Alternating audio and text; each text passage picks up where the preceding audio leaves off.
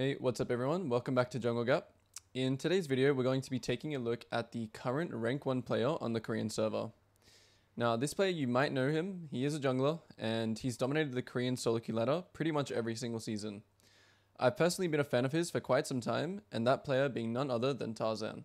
In this video, I'm going to be reviewing Tarzan's OpGG and one of his games, breaking down and sharing my thoughts on what makes him such a good player, and why he is consistently at the top of the solo queue ladders. What's up everyone, I'm Coach Leo, also known as Babip. I've been a professional jungler for the past 6 years, played at Worlds 4 times, and have plenty of coaching experience. If you're interested in fast-tracking your learning and achieving your desired rank, book a private coaching session or join the community by heading over to the Jungle Gap Discord, which will be in the description below. And so as you can see, he is currently 100 LP ahead of the rank 2 player with a 60% win rate on the Korean server, which is known to be the most prestigious solo queue servers in League of Legends. And this is really nothing new to Tarzan. Himself and the likes of Canyon pretty much do this every single season. Taking a look now, firstly at Tarzan's OpGG, the first thing that I notice is that he is favoring carry champions that he has an incredibly high champion mastery and proficiency on, such as signature picks like Lee Sin. Something else to note is that along with these champions, he also has a good mix of AD and AP picks so that he can pick the highest impact champion accordingly. So this is something that I always teach the players that I coach. Having a small pool of champions that you have high proficiency and that serve different purposes and damage types in draft is the best way you can instantly become better and find more success in solo queue. Now taking a look at the review, we're going to be looking at a game Tarzan played as Lee Sin. Shout out to this YouTube channel, Super Carry, uploads content like this all the time. Check it out if you're looking for more VODs like this. And something I want to quickly go over and kind of think into what Tarzan is thinking about in this game. What kind of win conditions he's going to be playing towards. And so firstly, talking about the lane matchups, we have Gwen versus Jax in the top lane. I'm assuming this game grubs are going to be contested for both teams, having 2 split pushes in the top lane. In the jungle matchup, we have Lee Sin versus Rengar. And, this kind of matchup is historically, good for Lee Sin. You're able to kick Rengar as he jumps in, as well as revealing him. So it's a nice matchup for Lee Sin. Twitch, AP Twitch mid, not sure about this. Into Nico, very easy gank setup for Lee Sin. Easy win condition to snowball through mid, which I am going to assume that Tarzan will look to play for this game. And in the bot matchup, we have Draven versus Lucian. And, another lane with really good gank setup from Nautilus. And I assume that he is also going to be playing for this bot matchup to, snowball Draven. Whenever you have Draven, it's kind of that champion forces you to play around it. Useless without gold, very useful with gold, carries the game with gold. So as we can see here, pretty standard Lee Sin clear. If you're ever playing Lee Sin, this is the path that you want to do, in 90% of your games. Gives you a lot of options on the map. After doing your 3 red side camps, it gives you the option to either invade, gank mid, or you just clear down normally and you do your Raptors at the 4-minute time up because you started Raptors. So very standard Lee Sin clear. Unfortunately, we're not going to be able to see, how he controls his camera because it's a OpGG replay. But that's okay. Nice bit of clearing efficiency here, saving your Q, getting onto the next buff. So he's able to actually finish his clear pretty much on 330 solo star Raptors, which is pretty good for a kind of slower clearing champion like Lee Sin. So as we can see, the bot lane got pushed, reset. Nautilus has, a bit of tempo here that Tarzan maybe can think about using. And we also saw here that the Jax got vision of the Rengar. So now we know where Rengar is. Started red side, full clear to top. Mirrored pathing, both trading crabs, and we're looking for a mid lane gank here. As I said, setting up with a Nico stun is good, but unfortunately, we actually make a mistake here, going too far into the top side. We know Rengar was there. We do have Nautilus move here, so I think if he just played this a bit slower, this was a good play. And they end up taking the Rengar flash anyway. So now, low HP. I think the Raptors will now be contested by Rengar, yep. And we still have the sup gap here. Amelia showing bot lane, so I think this Rengar will just be forced out. And we see Jax, the top laners, trading kills. And now we will go back to our Raptors. Not sure if he'll do Raptors Krugs. No, so he's going to take this reset here because I assume that the Grubs are going to be contested. Which, yes, he's running straight back to the Grubs. High, he's showing a high value on the Grubs here. I'm assuming because of this top matchup again. Double split pushes. And another thing, he also knows that because Rengar started bot side, he has a high percentile that the Rengar should be moving back to his bot side camps. So the Grubs more or less pretty much free. So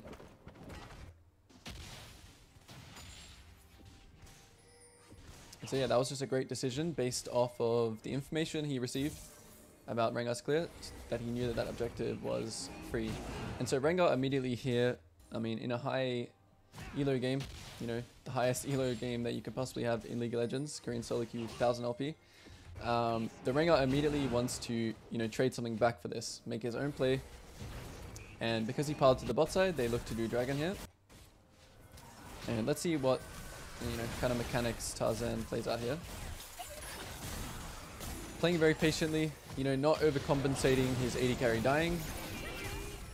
Playing around his Nico, and blue side win the fight. And so at this point, I feel like, you know, with that skirmish, they shouldn't have taken that skirmish, even though their champions are still quite strong, especially with Nico level 6. But the blue side just had better positioning, better setup, and so this fight was not very good to go for. And I think that right now, you know, a lot of players would think, oh well, the Rengar is 4-0 now. This game is not looking too good. You know, maybe some players would give up.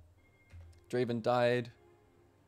You know, the game does not look like a very good position right now. And I can tell you that Tarzan actually ends up completely 1v9ing this game. So even here, the XP is still quite similar with Lee Sin and Rengar, but Rengar was level 6 there. And something I've always, you know, out of the countless VODs that I've watched of Tarzan, something I've always admired and learned from is that he always stays quite composed, even in losing games.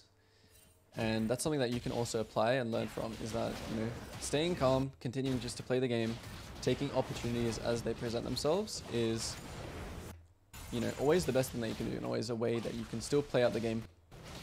And these games are always, they're always winnable. You know, some games, you know, seem like they're just lost, but you can always find a way. If you're ever losing a game, you can always ask, would Tarzan win this game? And the answer is probably yes. And so the second round of Grub spawns here, and he doesn't seem to be clearing straight to there. Let's see what he does instead. Still playing around this bot lane matchup. All summoner spells are up on the map, but really nice combo here coming out. Gets the kill there. Very well played. And so even when that failing bot skirmish still played out, I just want to highlight here, is that he's still making the decision to play towards his win condition, right? Which is his Draven and his bot side. Even though they're losing, he knows that this is the way that they're going to win the game. So picks up a kill there. Really nice skirmish, played out. Another thing to note here is that out of base, he had just picked up his Sundra. So this is the point in the game where, you know, he wants to play really aggressive. He knows his damage, he knows his limits, and kind of showcasing the power of these items on Lee Sin. heals so much, deals so much. And this is another, you know, Lee Sin specific thing I would say, is that the skirmishing and, you know, the skirmish power is something that you really want to play towards when you're playing a champion such as Lee Sin. So looking at this round, once again, you know, he's not just, you know, full clearing to the grubs, which I think most players would do. He's playing for this bot lane skirmish around the strong skirmish heavy champions, which again is Lee Sin's, you know, it's his strong point, it's his value as a champion. And so now we're going to reset again. You know, even though that game state before did not seem good, he's still 80 CS at 12 minutes as Lee Sin, running around with his support and skirmishing, which is a really good, like, you know, of course it's Tarzan, he knows his champion identity quite well, but this is also something that pairs in with champion mastery and knowing exactly how to play your champion in a game, and Tarzan just does that so well. So second dragon spawns, skipping his raptors, skipping all of his camps, going straight to the bot crab, playing with his bot lane, playing with his mid lane. He really knows his team win conditions really well. And so let's see if the bot lane's going to take a base, and this was a nice round and a nice play to think about. You know, he's really just getting vision for his bot side here. He's not clearing his his camps right now. He's going straight into the river and he's getting all the vision first for his lanes. Now he'll go back to, once the vision is, you know, once he's got the vision, he'll go back to his camps, clear his camps, no plays up, looks for a mid lane play here,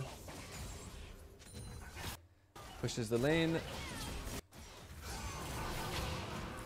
punishes Twitch overextending. Nice use of the kick. Knows Twitch does not have flash. Oh, doesn't actually end up getting the kill. Melee saves him.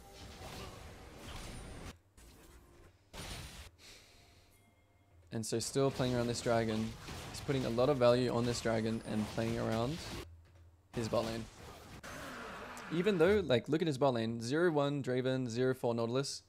He's still playing around that lane because he knows that that is the win condition of the game. Of course, I think, you know, adapting when you need to is important.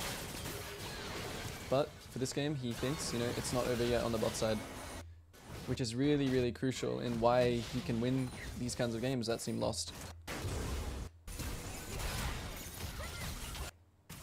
So we see here playing around this Neeko in a minion. I think the replay doesn't even show Neeko on the minimap. Yep, finds some more kills. Punishing no flashes. Note that Lucian does just use flash there. And so now the game is even up. He's even up quite a lot of gold. And I just want to highlight again, like, staying composed is something that Tarzan has pretty much perfected. Like, and not overcompensating. He still has 0 deaths, you know.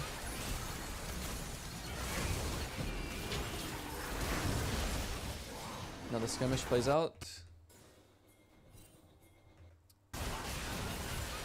Always fighting around this Neeko. Ends up dying here, I believe, but kills are traded. I think Draven ended up actually, yep, Draven ends up picking up a kill from this, which is really good for him.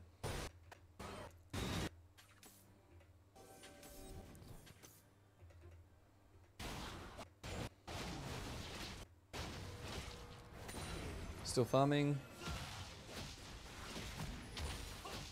It's always good to, you know, when no objectives are spawning, when people are in base, that is the time where you really want to take the time to farm your camps. Not look for any plays right now, you know, kind of wait for your teammates to get their tempo back, get in position.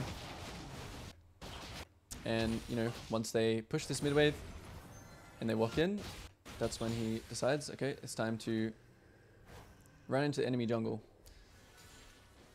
So again here, he's not farming his camps, he's not on his raptors, he's not on his Krugs. He is with his Nautilus and his Draven. And of course this is, you know, again, the highest, probably the highest level of solo queue right now. As you can see, this macro is probably something you'll never find in any other game or any other region. Playing with his bot lane, getting vision for his Neeko.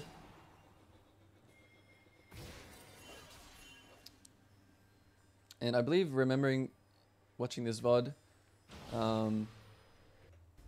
they're setting up for a bot play. And they go a bit too far here, Nautilus goes too far, and the enemy team thinks that it's their chance to... They think it's their chance to jump in after we miss, you know, kind of blunder our engage. The enemy thinks, okay, it's go time now, Rengar pops ult. And yeah, you know, they were setting up this play for quite a while with Neeko.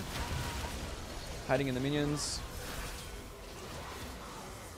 And so Tarzan just has, you know, just looking at this game, kind of concluding, because he ends up carrying this game, obviously.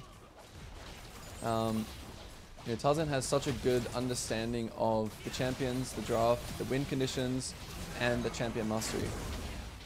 And I think that is one of the biggest takeaways and why he is so successful in solo queue. These three main reasons.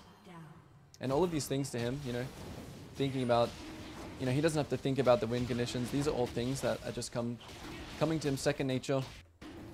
So it gives his brain the ability to think about the other variables in the game. These are such things such as, you know, summoner spells, planning in advance, higher level of gameplay and thinking. Little things like this as well.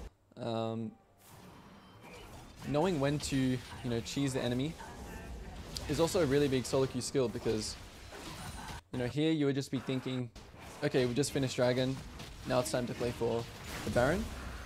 But no, he sees Twitch and he knows that, you know, maybe Twitch will breed for this next wave, and he's punishing that.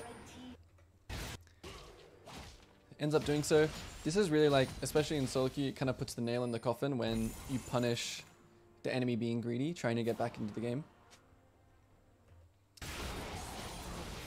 You know, always just playing, you know, he's never going back to his camps here, right?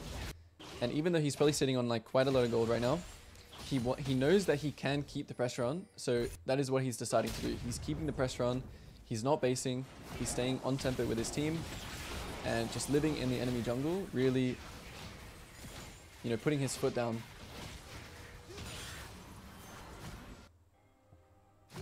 Relentless pressure. Never giving the enemy a chance, you know, to breathe. Constantly skirmishing. And this is one of the reasons I picked this VOD specifically, is that the game was kind of in a losing position. You know, but just by his fundamentals, Tarzan staying calm, really highlights how good this player really is. And there's a reason why he's 1000 LP rank 1 career. This is the reason. Making, you know, if you were to score this game as an exam, you know, the average challenger player or something, you know, maybe the average master player, they'll probably score 70 out of 100, you know, out of correct decisions that you can make in a game. And whereas Tarzan is probably scoring, you know, in the 90s, he's probably making 90 out of 100 correct decisions.